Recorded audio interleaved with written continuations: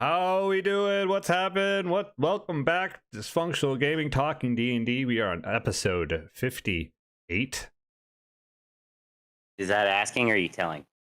It's a little bit of both. I'm pretty sure it's 58. Okay. We're on episode 58. There it is. I am Thundercat. Over there is GM Patch. Nasty. Am I though? Oh, that guy is. That guy. Or that way. That guy is. Yes. Here. Right here. Right. Yes. We are going to be talking about DM rules and restrictions this week. Last week we talked about the wizard subclasses, the arcane traditions, excluding the two that aren't. That I want to talk about. They're so cool. That are in the Wildmount book. Get it. Give wizards your money. You can go and listen to that on Anchor, Spotify, Apple Podcasts, wherever you get your podcasts. Or YouTube. You can also watch it on YouTube, too. And yes, you can watch it on YouTube. So get over there on Dysfunctional D&D. Search that out. Hit the bell. Press the subscribe. Comment bell. Punch people in the face. It doesn't matter. Do whatever you can on that website. But yeah, let's get into it. Do you have any specific DM rules when you DM? Something that always is something that you're going to do every time you DM. If the players can do it, I can do it. That is I like that rule. One of the rules that I will live by. If you can take one of my people captive, I can take one of you captive. That's the rule. Like anything that you can do, I can do. So that's one of my rules. Another one of my rules is a natural 20 on an ability check is not a critical anything. It's 20 plus the number that you have there. That's a real rule. It's not my rule. It's a real one. It's in the books. Look it up. That's the other rule I have. I have a rule that I use now. Go on. The preparing the spell rule. That's a good rule. You don't need to prepare. So preparing your spells, they say you can prepare your spells every morning at dawn, right? Is that what it is? Usually, yeah. Yeah, after a long rest, you can prepare your spells for the day, and it takes however amount of time per spell level. But when I do my games, I have it so if you hadn't prepared your spells yet, you can continue using the spells that you had prepared from the day before until you decide that, hey, I want to prepare some different spells. At that point, make sure you have the amount of time allotted available to prepare said spells. We tried to do this the other night when we were playing in our side stories and having Steve wanted to prepare his spells but didn't have enough time to do all of them, so he picked a few and got them in time. So but that it helps in situations where you're crossing a river and you want everyone to be able to walk on water, and you didn't prepare that spell that day, but you don't have any, unless you're being pursued, you have the time to sit down and prepare the spells, and then that would take your preparation of spells away for the day. You wouldn't be able to prepare spells later. So, and then the next day when you wake up, you could prepare your spells again then, whenever you want at that point. So after a long rest, you have the availability for as long as you're awake to prepare your spells. It's a good rule. I like that rule. So I always ask. I know you run the quick drinker one, the feat. Everyone gets that feat. Oh, that's just so people that was something that I gave out. So because people were already doing potions as a bonus action, if you give that out, that takes away the player's bonus action and gives them a way to heal and saps their resources. So it's kind of a win-win. Like I win because then you lose your bonus action to not do your other stuff, but you also win because I have to hit you. But wouldn't a potion be used as an action anyways? So it depends, because technically to use an item, it's an action. If you are a thief who can use their cunning action, you can use an item with a bonus action. Okay. That's where, So a fast drink, are you using your bonus action actually it benefits the player a little bit more? yes, it Because does. you can still Well, use your action. ultimately, it kind of benefits the DM because I'm the one who doles out the healing potions at that point. So, I mean, long. It's a null. It's really no one gains anything. They get a feat that doesn't break the game, which most of them do. Yeah, I don't like the fast drinker rule, so I made my own potion rule where you can use your free action to prepare and take it out. Because that's what you can do on a free action is take out an item. Can't use the item because that would be the action. If you prepare yourself, you can use your bonus action then to use it. But personal preference. And then at that point, it becomes semantics, where basically you just have to tell me ahead of time, yeah, I'm going to prepare my potion. And look at that. We have a new raid in here from Fuzzrab. Thank you, buddy. Hi, everyone. Welcome to Talking D&D. We are talking about Dungeon Master rules and restrictions that DMs can put onto their game. I'm looking at the DM's guide right now, and in Chapter 8, page 235, they talk about table rules. And there's a lot of these things that are actually pretty good for your game if you want to put them into your game. You can use a lot of the stuff from this. Read one. So we'll talk about just straight up the beginning of the game. You want to talk to your players about fostering respect, avoiding distractions, and have snacks.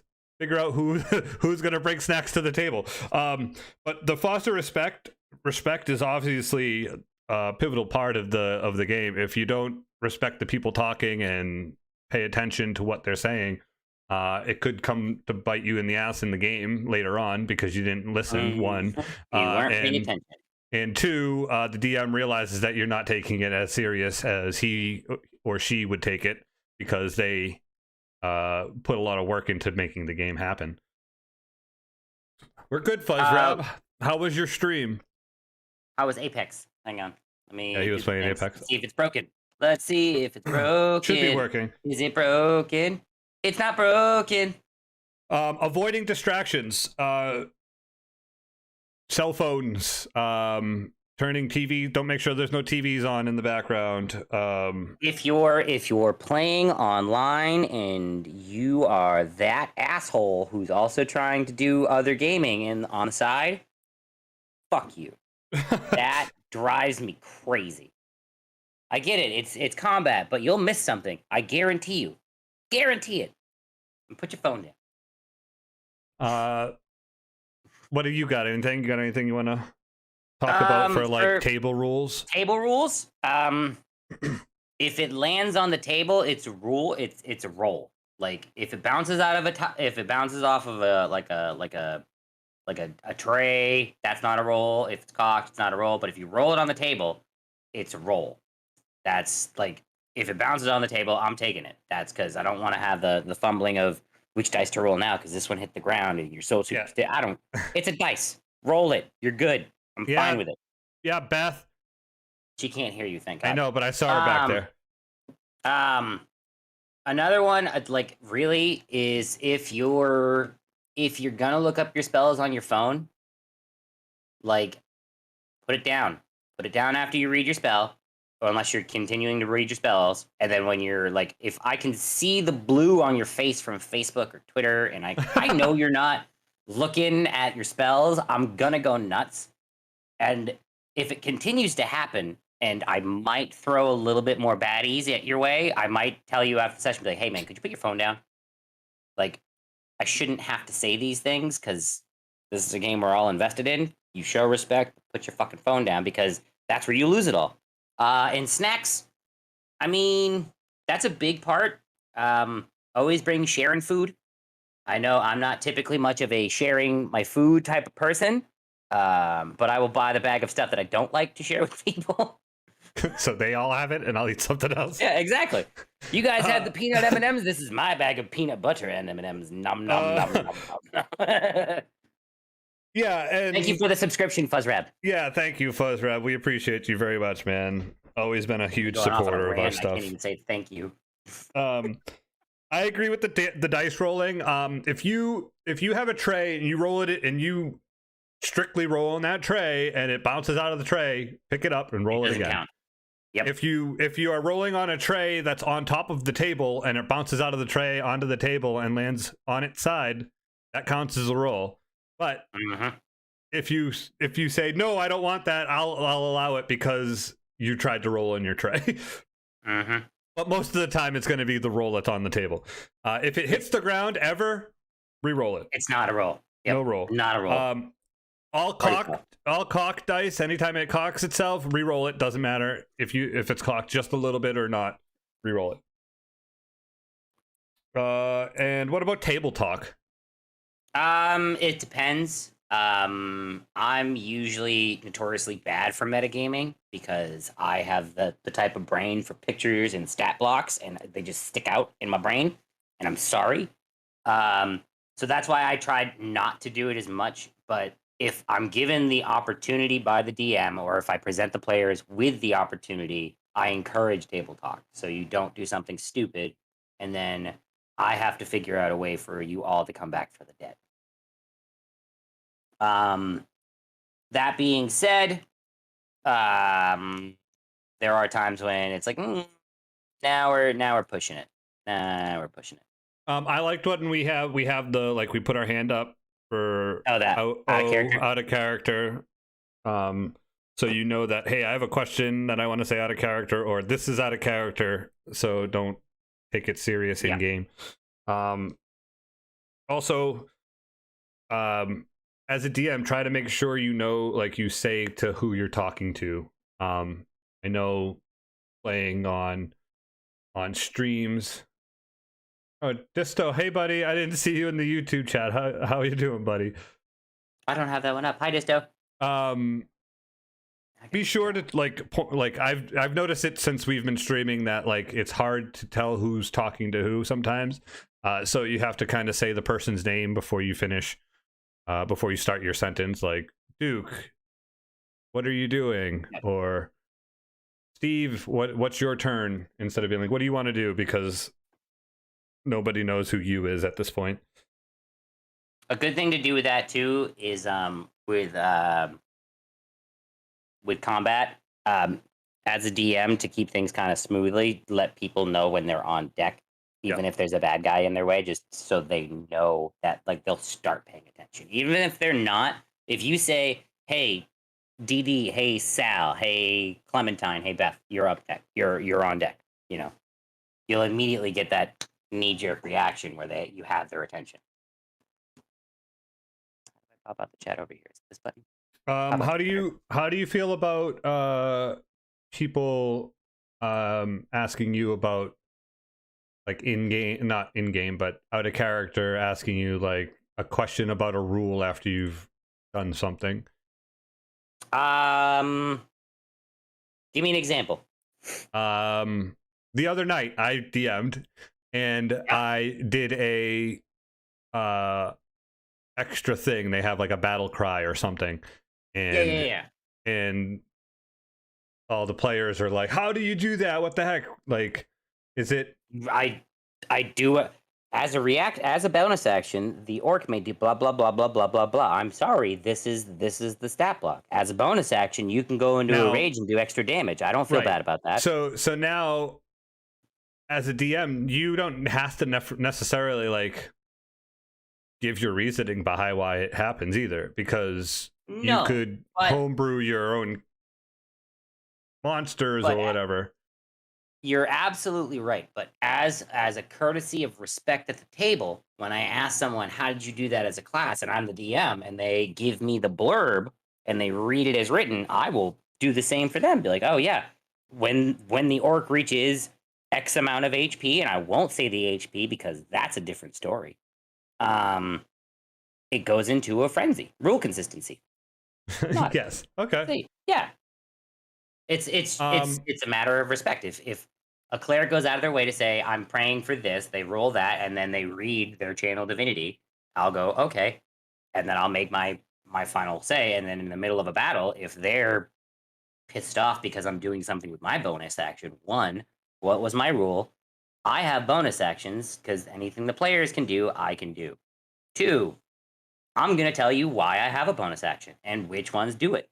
This is what they do. So now here's something that I think would help with maybe even not even worrying about the rules consistency at that point is change the name of the monster to something that's not in the D&D Dungeons the monster manual, and then the people when it does do something on its bonus action, they can't be like, I don't even know what that is, so okay, like kind of just add that in there. That's it's one of those things. It's good to have the custom things, but just have that little black text, because if they're a DM, because you can make up your own bonus action for it, is what I'm saying. Exactly. At that point, it'd be like, oh no, this isn't an orc. These are Zorks. I made them up. These are Hoborks. What's the Hobork mean? These are forks. Yeah, these are forks. It does. I don't even. It's not even that. It depends. If I'm making them use strict just PHB, nothing else, I'd probably be along the same lines to think about using just the monster name. I probably won't. I'll probably use the other books. I'll be honest and say that, yeah, I'm not using that, but I'll give you cool stuff. I'm going to throw out some cool things. But it's one of those things that, like, maybe if I have like this bonus action that it pissed off someone so much, they're going to make their own bonus action, and when I play with them, it's going to piss me off, which it's hard to do because I throw terrible things at people when I want to make something terrible. You're completely right, Alt. I was thinking the same thing. Like, we have, like, I know 95% of the 5e rules, like, in the back of my head. I have them all, and they're all like, and I can figure out, okay, that's not right, or that's right, like, and then I know Beth has the same thing, and she you can hear her every Thursday night when Matt Mercer does something wrong in 5e. She's like, no, you can't do that. Yep. I can do that. I hear that every day because she rewatches it. So like, I can do the same thing when I listen to podcast or watch people play, and I'm like, I can go, that's not the rule, but whatever. Like, in my head, I'm going, as a player, I'm going, this isn't my story to tell from the DM's perspective. I'm here to create the story with them, and if that's what they want to do, that's what they're gonna do. I might question it, like, hey, if it's against me, like, hey, is that are you reading this spell? Because I don't think that's the way that works. If you want to go through the rules as written, but if you're not, if you're making up your own spell, that's fine too. Like, I can understand asking, but like, that the time that you got me, I wasn't listening, and I was pissed at you, and I was like, that's not the way that works, and you're like, what? You were like, what? Uneven terrain? I was like, oh, fuck you. That's what it was. You made me slip, and I had uneven terrain the rest of the I was like, you got me, and I was like, that's not how it works. And you were like, yes, it is. I was like, okay, you're right. So, like, I understand it. People are going to get mad, but you also got to think maybe the DM has a reason why he's pushing or adding an extra thing, knowing that there's also your characters are OP, or you have a magic item that you shouldn't have, and they're trying to get it from you, and this is the only way to do it. The big rule is too, like, if you've read the DMG in the player's handbook, you know of the one rule that is kind of up to interpretation and imagination, and that's the rule of cool. Like, there are times when, yes, I will rules lawyer for the players and as a DM and be like, I don't know, can we read that spell and see if that's how that works and see where we go from there? But if I know that I can maybe get a little bit of leeway, I'm going to try and do something cool. And hopefully the dice will allow it. 9 times out of 10, they don't. Right. What did Alt say? If you know the rules and how they work, I support using that knowledge to curate the... Yeah, exactly. This isn't my story to tell. I like that. And on one hand, kind of, yeah. But also, I feel like the point is making a story as a group, and the DM is the narrator, though that's probably a rule really group specific. And that's It all how I depends mean. on your That's group. how I Yeah. want to. That's how I like playing my game, is having everyone storytelling together, trying to give everyone their chance to shine. As a DM, I try to follow all of the backstories and get some sort of that backstory into the game, so it kind of makes it more creative for that player. Um, and I think that's something that you could do as a DM to make the rules and restrictions more lenient, is to get the backstories to work in Yeah, always as trying to much work as a possible. backstory in. Like a big thing for me, like when I like want to start a session with people, like I've come to this firm grasp on the session zero thing and like asking, hey, is anyone related? Because at that point, two of them can piggyback names, and then you can just have one kind of shared backstory, and then two more, and that's less for me to work with. One, so I don't have this plethora of names depending on who the player is, and then two, it gives an already bond to the party. The DM just gets pissed off and goes, all of a sudden a tentacle monster appears and he's thinking he's going to get lucky. There are it's a spaghetti monster. it's probably a flump. Yeah, and then explode. But it's one of those things that like I'll let rules kind of bend, but like in combat, spells work how they work. You don't get an extra action unless you have the way to get your extra action. Combat is much more restricted than add like everything else when I DM. Yep. That's typically Yeah, I agree with that. I'm more lenient with like the way movement works, I think, in combat. Like, I want you to use your movement as fun as possible. So if you can run up a wall, I'll give you a chance to do it before you make an attack, because you want to be rule of cool, exactly what we were talking about before. Alt has a question. How do you feel I about see. levels of transparency? I feel like it also concerns how much table talk is allowed, but like knowing AC or DC values. So I don't really know a lot of ACs offhand, depending on how big they are. That's where my AC knowledge goes. But finding out something's AC in battle and then being able to clear up, like if the players go, I rolled a 14, we already know a 16 hits. I use my extra attack and I roll a 13. It makes encounters so much easier because then they can speed it up on their end and I can continue with the flow. But like knowing it beforehand, I'm gonna change stuff. Like I will tweak encounters. I will make things have either worse armor and a little bit more HP because they're stocky. Same goes with DC values. Like it goes like that. Like once you find out, oh, it's a DC 13 to save against a fireball and then take half damage. I mean, it's not going to save you. I from won't. I won't let them know what the AC is. I'll let them figure it out on their own. Eventually, they're going to, if it takes long enough. Yep. You could have terrible rolls all day and just one battle for 45 minutes, and one person just standing there not taking hits because you guys keep missing.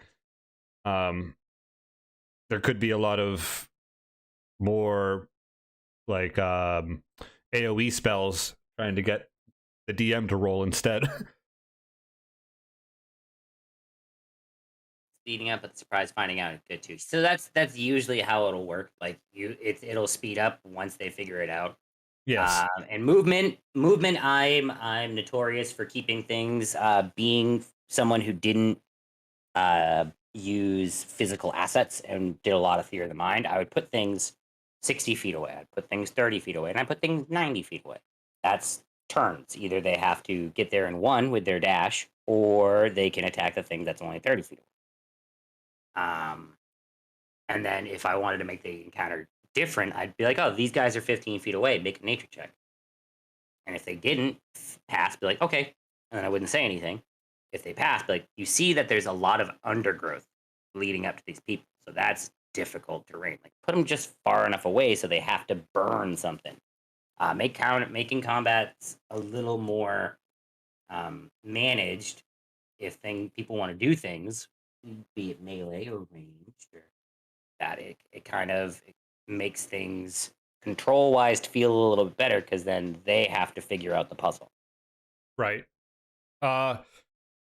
So you were talking about, we'll talk about the critical hit in combat. A natural 20 is automatically a hit. Natural 1 is automatically a miss. You're gonna but fail, but outside of that, it doesn't matter. It's a good roll. It's a really good roll or a really bad roll. Yep. And now, what about from like a spellcaster's point of view, and you have to make someone roll a saving throw, and they roll real bad on like a failed? No. Yeah, okay, same thing, right? That's what I thought. Yep, I was going to say the same thing. Yep. It works the same way. Like if I have an enemy where mathematically you can't pass that save, that natural 20 on the ability on your saving throw isn't going to save you. I'm sorry. Here's a little tip or trick for DMs or players. Roll your dice together. Roll your attack and your damage dice at the same time. If you miss, then the damage doesn't matter. But if you hit, you have it already rolled. Little help. Also, as a DM, you don't need to roll your damage. In the monster manual, they give you the average damage for every hit. That's what I was doing the other night. Every time it hit, it was 9 damage. I'll take the average for when it comes to like swinging a sword. I was hitting I was doing a lot of attacks with just orcs, so I was like damage, because it was going to take too long for me to roll every time and add. I'll always roll a dragon breath. Oh well, there was also other things. So the orc blade guy who had that extra battle cry thing, they did extra damage because they were enveloped with some sort of something, but that was already added into the damage roll, the average damage roll. They add all that stuff in. Yeah, and exactly. This was a large combat fight where I needed to have a bunch of attackers to kind of show urgency. So having that average roll there already was like, sweet. You got hit 3 times, 27 damage. Right. Depends. It depends on your DM style, really, because like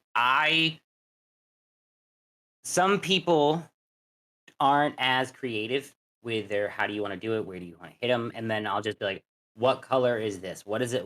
Where do you hit him? Where do you punch them? And then I describe from there. But blow by blow, I mean, if it's a one-on-one or a significant fight, yeah. If it's just a random encounter, probably not. Yep. Okay. Let's move on. I have a question about DM rules. What would you do for missing players? You know how I handle that. I don't like players missing a week. I cancel. As much as it sucks, I'm sorry. If we're all not going to be present, then we shouldn't play. That is a firm belief of mine when I DM, because then either somebody missed the story or they have to get caught up, or I have to figure out something different to do, potentially last minute is usually how it happens. I got to the point where I was sick of canceling, so I had all of my players make extra character sheets and hand them to the person to their left or right, and that person gets to control that person when they're not there. That's a way to do it. I mean, there's also the DM PC where they become a ghost. They get ghosted. Or they actually have the one where they fade into the back and nothing happens to them and they don't do anything during the session and just come back the next session. Yep. Those are all feasible ways to do it. I also do not like canceling. I mean, I've done that a few times. The Dream Suite cancel players too. Involved. I will do that. I've done that a couple times as well. Yeah. I like that one. That one is if I have something and I want to play because I had this fucking idea and now I have to do something else. Let's do a dream sequence where I'm going to let my imagination run wild. Yeah, you can make in-game reasons why that character is not there that night. if you're going to stay in town, that character went to gamble because that's what they do, or that character is the cleric, so that character went to the temple to pray and get back in good graces with their god, or whatever. You can push on where you want them to go. If you're in mid travel, they got taken by an assassin, and the rest of that next session is them trying to find that person. Yep. There's a lot of ways to go about doing that when you're missing players. And I got a cool scar on my chest where I stabbed my shadow self in the chest, which also hurt me. Provoked the team when I defeated. Neat. Something interesting. All right, and then in the book they also talk about small groups, DMing for 1 or 2 people. Done it. It's honestly 2 people is your sweet spot because it's real easy. I think too many voices is 5. I think I DM the most was 5. I want to try 6 and see. I think 6 is the max to go. I couldn't do more than 6. Yeah, I mean I could try 8. Like, I would love to do two groups of 4 with dueling DMs.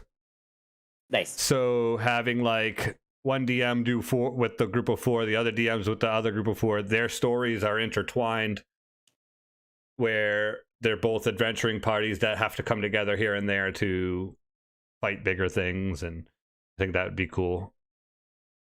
I'd love to try that, but who knows? But yeah, I think running a game for 2 people is fun. You can do a lot more tropey D&D stuff with 2 people. Because it's a lot more. It's harder combats with low level. Also focused. And yeah, it's and those really, people really get more time on themselves. Mm-hmm. You have to have a good repertoire of NPCs for a small player game. Not necessarily. I mean, depends on the players. If you have a small enough group where, like, if you have 2 murder hobos, run them through dungeons, run them through lower level dungeons, and put them in like high levels. That's what they want to do. What if they like role playing? Then I could certainly do that with 3 different voices. But I'm not saying the voices. I'm saying NPCs. You just make a bunch of NPCs, and they're all the same voices. Who cares? Oh yeah, I you know how I am. All right, now let's talk about new players joining groups. Say you've had a group for a few years and you want to add new players. There's a friend of yours wants to jump in and try it out for the first time. Cool. I'm about it. Me too. He's 2 levels lower than you. That's fine with me. Yep. That's my rule. That's the rule. You could be the same level. It wouldn't matter to me because it's hard enough as a new player to be a high level. So, to go back to that NPC thing, I have the idea for the Village of Jack, where it's just the one guy, but he's just different NPCs. He's the same person. Right, but he just has different personalities. Different hats. Yep. I will also agree with Alter Ego. Not every character needs to be the best written. I like poorly written ones, to be honest. Oh yeah, they don't have to be the best written. I agree. But then they get fleshed out as it goes. Yep. Always comes up out of breath. Hat slightly askew. He's kind of fixing it. He's like, "Hey guys, I just wanted to show you around the town. I'm the mayor. I'm Mayor Paxton. Come on and check it out. Oh, we're gonna go over to the dining hall." And then it's on the other end of town. He opens the door for the dining hall. He's like, "I'll meet you in there." And you see the back door come on. He's got to put a chef's hat and comes. Oh, welcome to the dining hall.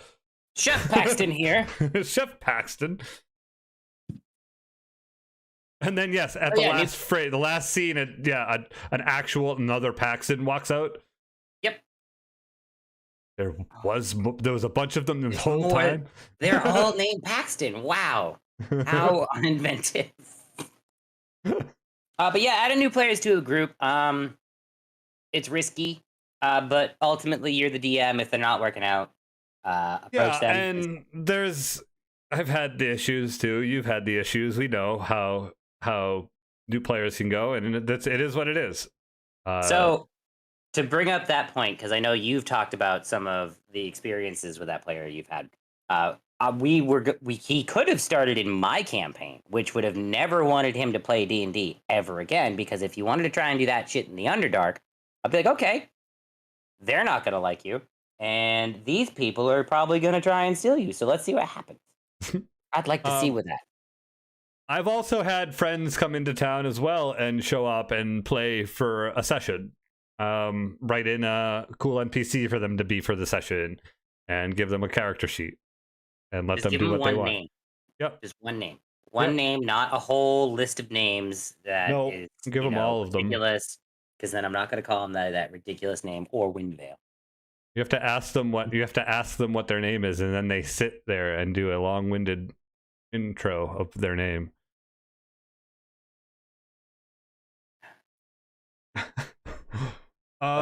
They give a few ideas on how to get the person into the game. The new character is a friend or a relative of one of the adventurers who they have been searching for. The new character is a prisoner of the foes the other characters are fighting. When rescued, this character joins the group. The new character is the sole survivor of another adventuring group. I had one where there was a character who was found on a shipwreck floating in the ocean as a ship went by. And you got a barbarian friend. Then there was the one where there was a turtle waiting at the beginning of a dungeon for a group of adventurers to take them along. And then later on in that same game, so all right, let's just go through all the introductions into that. So Barondir I had some good ideas. So Barondir was the alpha. He was in that spot. And then how did you introduce Dudermont? Because that was technically me. Well, because I didn't want to go on the boat. Yeah, Dudermont was the captain of the ship. So you didn't want to bring Barondir, so I was like, you get to be the captain of the ship then. Okay, and then Barondir died, and then how did Puma walk up? I'm pretty sure I just was walking along the other side of the road, and we were just traveling down, me and Gulig. Yeah, I think that's how that went. We were just walking along the other ways. You said I think you said something really offensive to the group at first. Potentially, yes, because I don't know them very well. And then I was a shell in a pile of clothes as Gad. That was great. And then fucking Jamna walked up with me as I was a stinky, smelly bear covered in mud. That one was, yep. Oh, Barondir. Aesop, come back. Good old Bert and Jamna. Yeah, Bert and Jamna. No, right, Jamna. Yeah, I think we've covered a pretty good amount of that stuff today. Anything other? The rules, other rules that you have for a DM? I mean, no, really, like just it's a shared experience with players. You want to tell the story, you want them to keep playing. But then again, there's also respect at a table that you would have with anything else you do. Let's talk about like actual restrictions of the game. Like you have a game coming up that we talked about having. Yep. Basically a lot of restrictions. A real like big restrictions. I gave you a list of restrictions. Yeah, I've run a game with a couple restrictions, and I've also allowed a lot. But at first, when my first game started, it was straight good races from the PHB. I didn't want to allow any of the monstrous races to be played because of the way my game was supposed to be played. If you have a world like Graxia where all of the races are intertwined and can be considered good, and more often than not they are, then it's going to be a lot easier to have those monstrous races as PCs, player characters. So like, I don't know, I've had restrictions against stuff. I didn't want a bugbear to play in my game because it wouldn't fit with my narrative. So I'm gonna be honest with you, as a player, when I get restrictions, I love it. You know why? Because it's less I have to do. Like, in a perfect world, if you were to hand me a character sheet and be like, play him, and I'd look down like, okay. And I would try to follow it to what's on that sheet and figure out the wiggle room, what I could do. Yeah, I mean, I get it. He hates bugbears. He also doesn't like Pinku that much either. So it's okay. I actually like Kenku, and it was fun playing one. But I was Vandal. Yeah. I like restrictions. It makes me try to figure out ways to do things role playing in a different thought process. not in the You Sword can't be a Coast, I tiefling. don't. Okay, bye.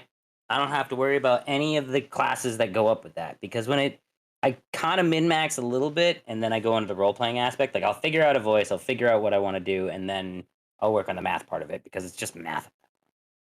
Um, but restrictions immediately, I'm like, oh, cool. I can't be any of these, so now I'm this. Yeah, I can only be these. With these restrictions for the game that you're gonna do, I'm like, all right, cool. Oh, all right. I'm ready to go. Like I already have a character made. Like Seriously. So the restrictions that I'm giving out for the potential June Saturday campaign, the first restriction is you're 11 years old. The second restriction is you can only be a human or a variant, or the human variant, sorry. Third restriction, you have to have one level of wizard. And see, I'm sorry, you have a backlog. Now you have a Harry Potter character that you could potentially play.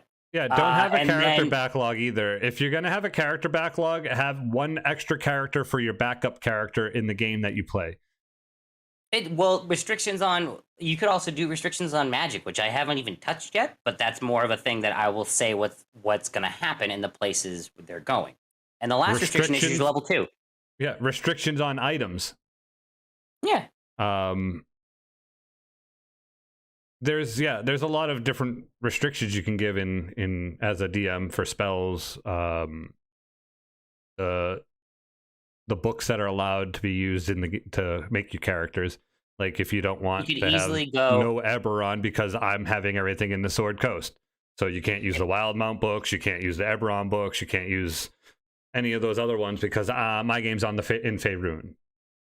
And then you could say in game where the only like allowed publicly uses of necromancy are like raising the dead, healing. Yeah, go look at the Waterdeep Heist of Waterdeep book. They have all the laws. They have they have the law book for Waterdeep. Oh, there's a law book? And it's like cool. I'll go look at that up.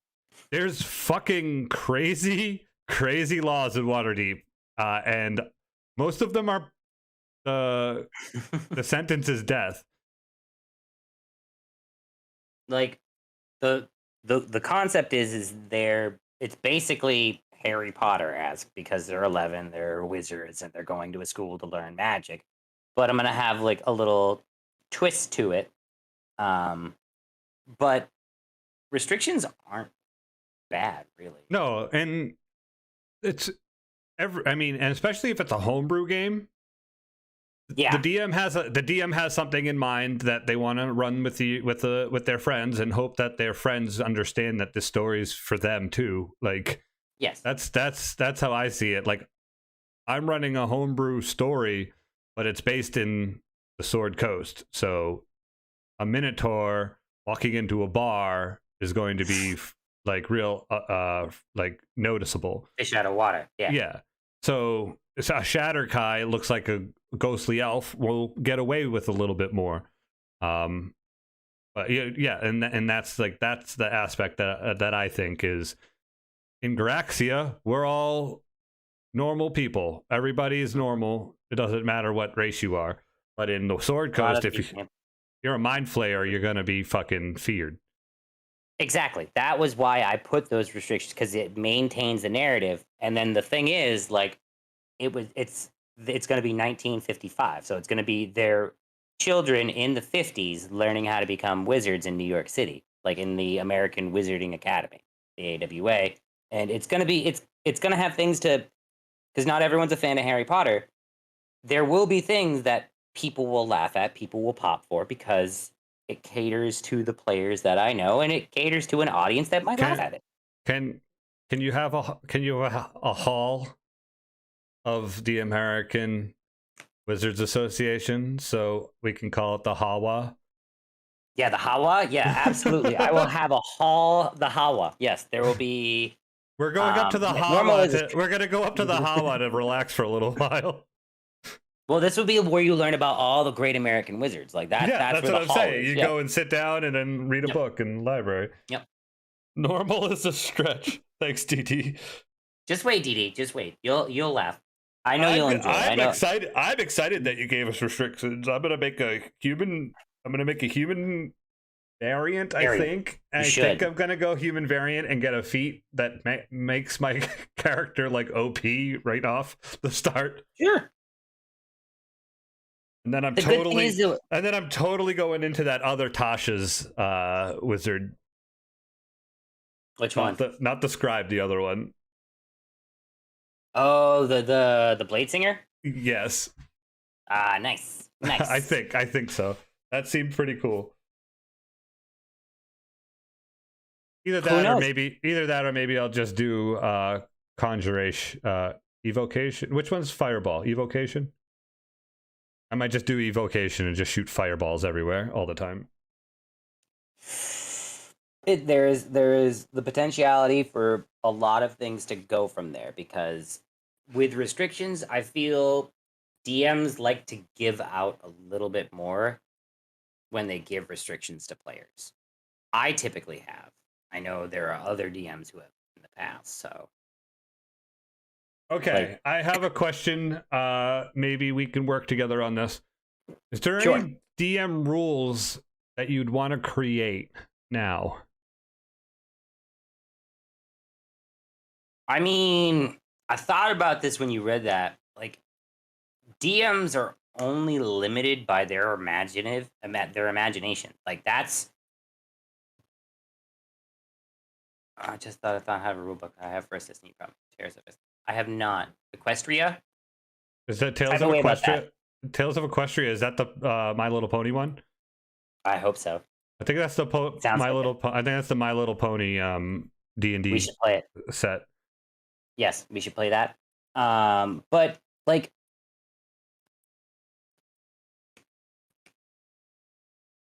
you thought of aggro mechanics, but the one time I asked some people about it, they talked to me about system bloat. Yeah. I really don't like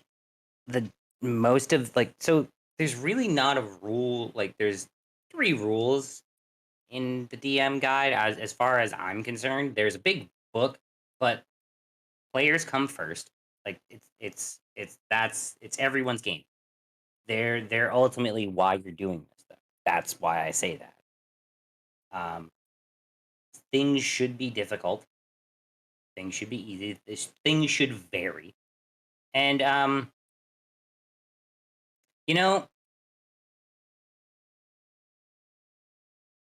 embrace yes and sometimes.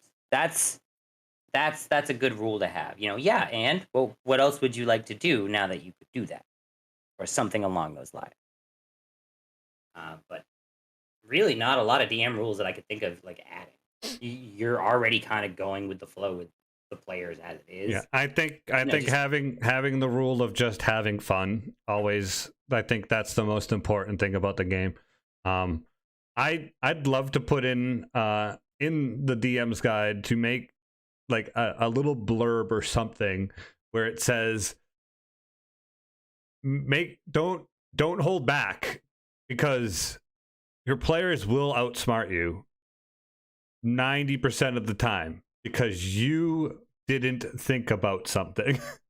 So make the fights hard. Make them understand that their character that they worked hard for the last 4 weeks, months, years can die and can never come back sometimes. like this, it reintroduces the urgency in the game to the players, and you can create a lot of great memories off of a player death. You can create a lot of great memories off of a player coming back to life. There's we talked about it earlier. Your character on Monday night retired. How did that go with your group? Like, how did you guys feel? What did your DM do? All right, so you know why I retired Monday. It's also partly work related as well, because with more responsibility comes more brain space being lost. More power comes more responsibility. You said it wrong, Uncle Ben. Yeah, well, I can't talk about it because I don't know if anybody's seen Spider-Man No Way Home. I don't like just go. Anyway, but I talked to the DM about it. I was like, hey, this is happening, but it sucks, so I gotta have it. So we were in the middle of a fight. He has another tiny brown bear Ursarin, except not a panda like me, kind of come into the fight, and Ugma wanted me to see me because I'm a patron of Ugma. I'm that type of warlock, and then I gave away my items because I'm going to see a god. I'm not going to need them. Got a little emotional. Griff kind of cried. Knox was feeble-minded, so I couldn't really say much to him. And then Umlau gave us a little bit of a talk. And then I ruined the whole moment with Ira because I was like, I'm sorry about your couch, which I destroyed in like the second session because I'm a vindictive little tiny trash panda. But she threw a snowball at me at the end, so it kind of like counterbalanced. We all had our laughs. But yeah, it was kind of a heartfelt moment. It was sad to go, but there's still the opportunity to come in and out. With my plethora of voices, my plethora of characters. Hi there, you want to see a spaceship? Or eventually come back towards the end of that campaign, having a little bit more knowledge from Ugma. It was emotional, and we've also had the death of Barondir, and I didn't even get to say goodbye. That was hard. That was even worse. Like saying goodbye, man, you're just dying and not being able to say that again. Re-say that again. You started to glitch a little. So saying goodbye may suck. Dying and not being able to say anything and knowing it was going to happen was the worst. I thought I was going to maybe get like a word. Nothing. You took it all away, and I was like, oh, that hurts. Okay.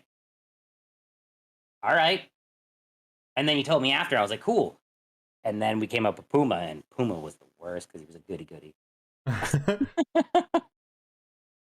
Yeah, and there's good ways to do characters leaving. There's good ways to do characters dying.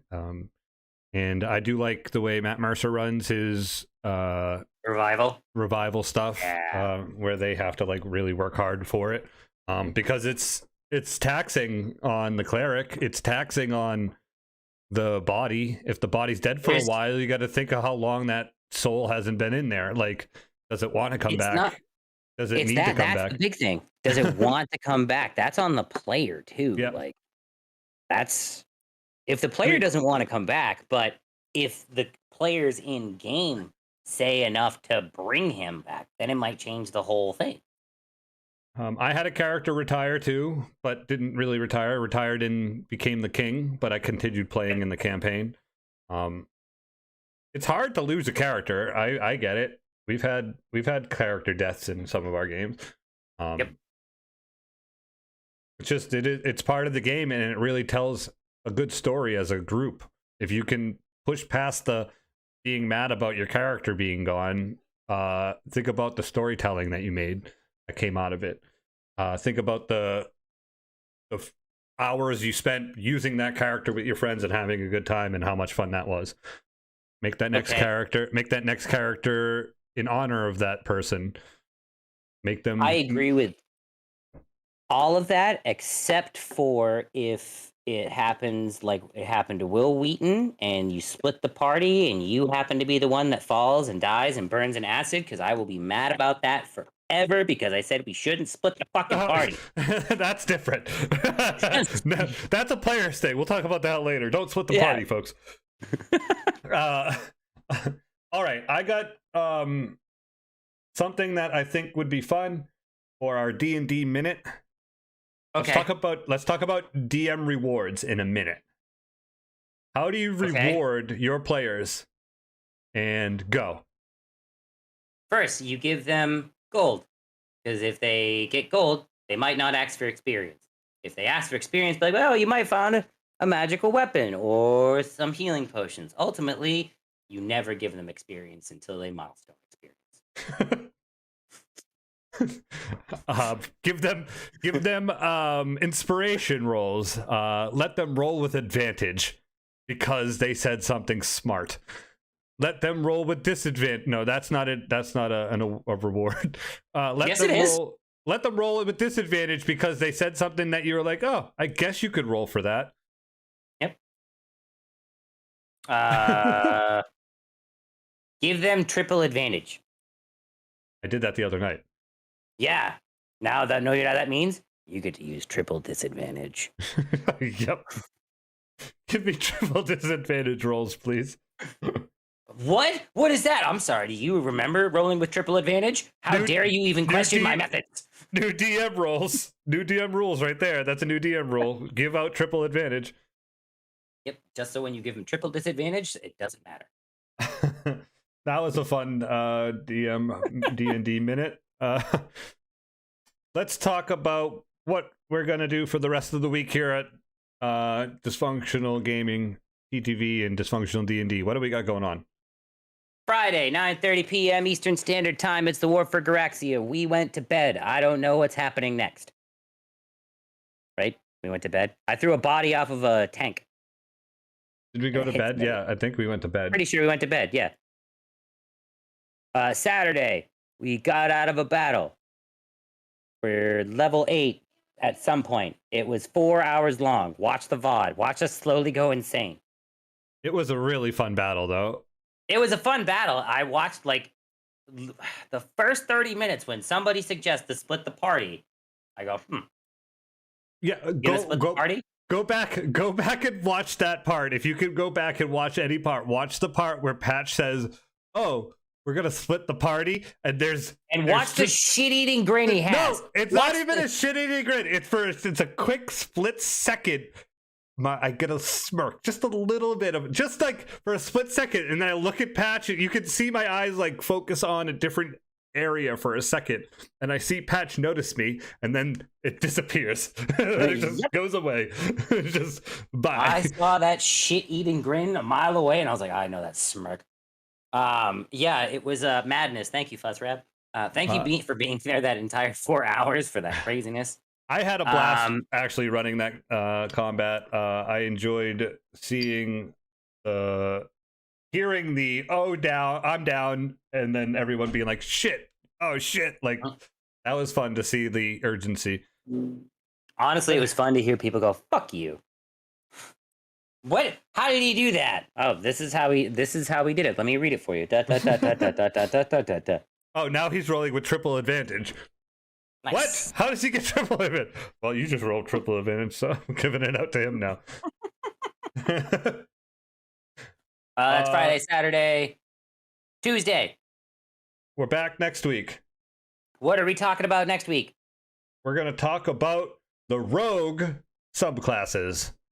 Nice. Like the assassin and the thief and swashbuckler. The squashbuckler, yes. That would be the druid. Yep. That's your rogue druid right there, the squashbuckler. He hits you with his shillelagh that's a squash and does sneak attack. That sounds like a wrestler's name. Squashbuckler? What would his finisher be called? The pumpkin patch. Oh, I love it. I love it. It'd be like a pile driver, just bam, the smashing pumpkin. Dara, what's happening? Thank you for stopping in. Hey, Dara. He was playing some South Park earlier. Yeah, I was in there. What are you doing this week? I'm running my mouth on Twitter, and that's normally what I do at GM Patch Nasty. And since wrestling season is over, I'm going to be doing things on my Twitch again and playing some Tiny Tinas. Probably tomorrow when I get out of work, which who knows when that is. That might be 9, that might be 8, depending on if we're busy or if Clark wants to close. Yeah. Working out the schedule. Cool. Follow me on Twitter at GM Patch Nasty for more. We'll be happy to see you back. Will you though? If I shave my mustache, how many people are gonna fucking freak out? I won't. I know you won't. You'll just be like, oh wow, look at this baby face. What a Look little at this guy. A little lump there. Look at this punim. Look at that Little punim. lumper.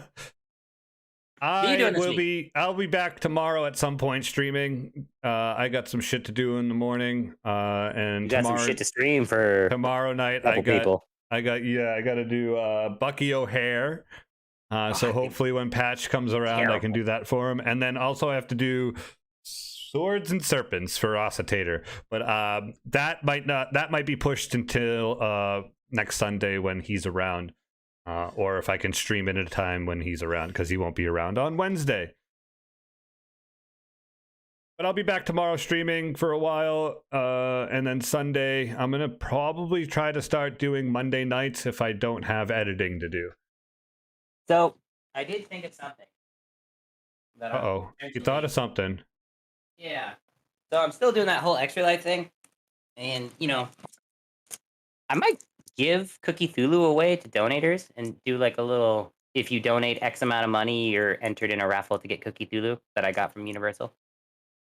From the lovely at Art of Bianca. I don't know. I gotta figure out how that works on Extra Life. So,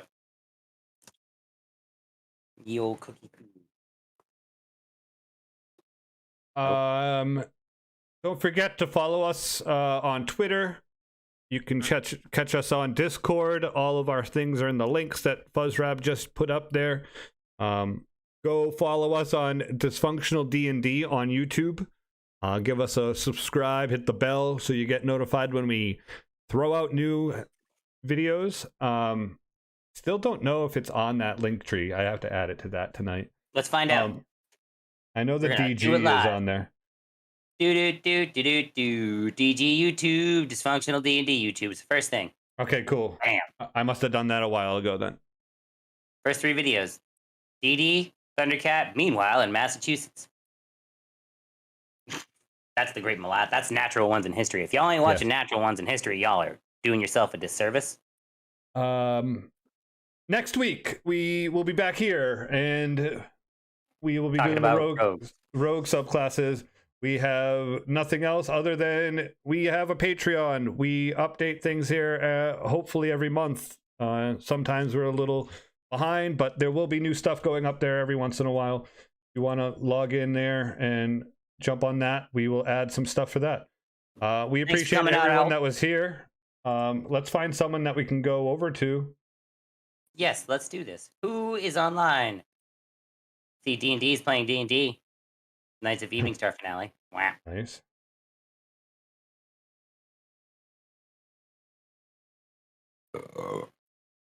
And Who do we got? I have a rather interesting plethora of games. I have people playing the new baseball. I have people playing something on Genesis with their hardware. I see Throg is playing Final Fantasy V. I see a lot of people are playing Elden Ring. K Broman just turned 40. GG's. Happy birthday, K Broman. All right. Well, we're just gonna click D&D and let's see whose night could we make better. Viewers recently started. There you go. Yeah. The Lion, the Lizard, and the Warforged. Okay, first of all, thank you, Alt. That name is amazing, so I have to go there and I have to listen.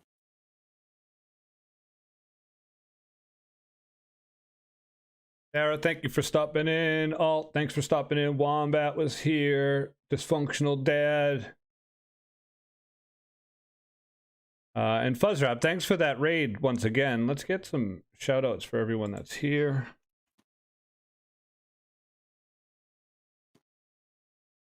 Everybody go check out Fuzzrap. good friend of the crew. Alt also streams.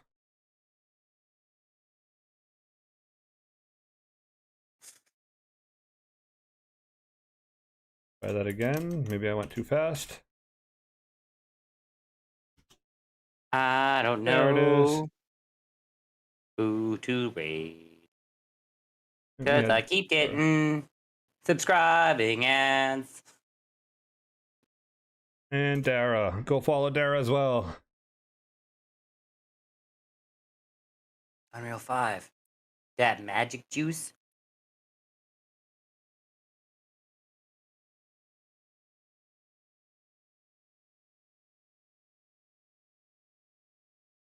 Using Foundry.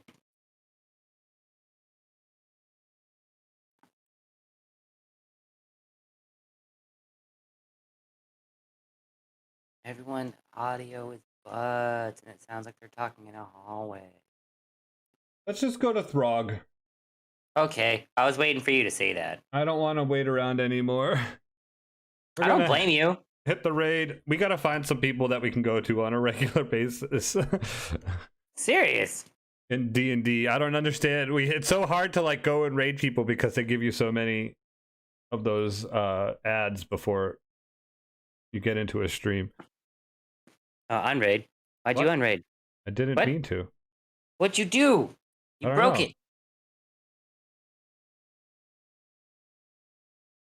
I'm just go ahead and blame DD. All right, we're gonna hit the ending DD, screen. why did you do that? You're the one who's disliking all the videos. Why do you blame me? Where's Randy been? Randy's been on vacation from his brain. He went a little bit insane.